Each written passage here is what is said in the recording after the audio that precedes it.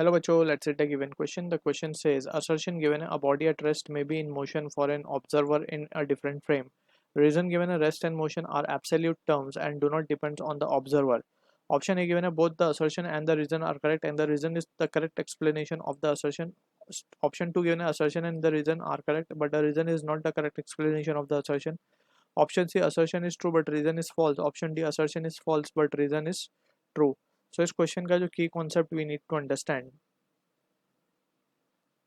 is the concept of frame of reference. Frame of reference. So frame of reference basically दो तरीके के frame of reference हमने we will study in higher class, that is inertial and non-inertial frame. So यहाँ पे एक simple observation के through we can understand this question. Let's suppose we have a car या फिर let's suppose we have a train coach जिसमें दो observer है, दो बंदे आपस में बैठे हुए हैं, ठीक है, and an observer is standing outside the train and observing the train. So यहाँ पे for the observer this both the person are moving. Let's say train move करे with v velocity. So observer के respect में ये दोनों ही move कर रहे हैं, ठीक है, with v velocity. अब यहाँ पे अगर हम बात करें एज एन ऑब्जर्वर, अगर मैं भी ट्रेन में ये जो बाहर खड़ा होकर ऑब्जर्व कर रहा है अगर ये भी ट्रेन में ही आ जाए, so for him both the passenger will be at rest, right. So ये बेसिकली देखने का नज़रिया है या फिर हम बोल सकते हैं ये फ्रेम ऑफ रेफरेंस है. So for this we can say for observer, यहाँ पे हम लिख सकते हैं for observer passenger are moving with velocity v, right. अब अगर एज एन ऑब्जर्वर मैं भी इस ट्रेन के अंदर ही बैठ जाऊं, सो वी कैन से उसको सिचुएशन अगर हम यहाँ पे बना ले, सो ये ऑब्जर्वर ओ है, तो लेट सपोज यही ट्रेन है वो, ठीक. अब एज एन ऑब्जर्वर हम यहाँ पे आ गए, ये ऑब्जर्वर है और वो दो पैसेंजर ऑलरेडी जो थे पहले से वही है, ठीक है.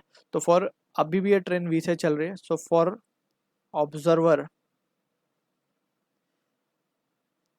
passengers will be at rest. For observer passenger will be at rest if he himself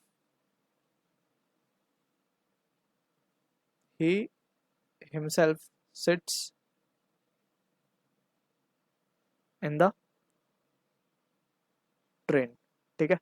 तो ये सिचुएशन में अगर हम असर्शन को देखें, a body at rest may be in motion for observer in different frame, so that is perfectly true.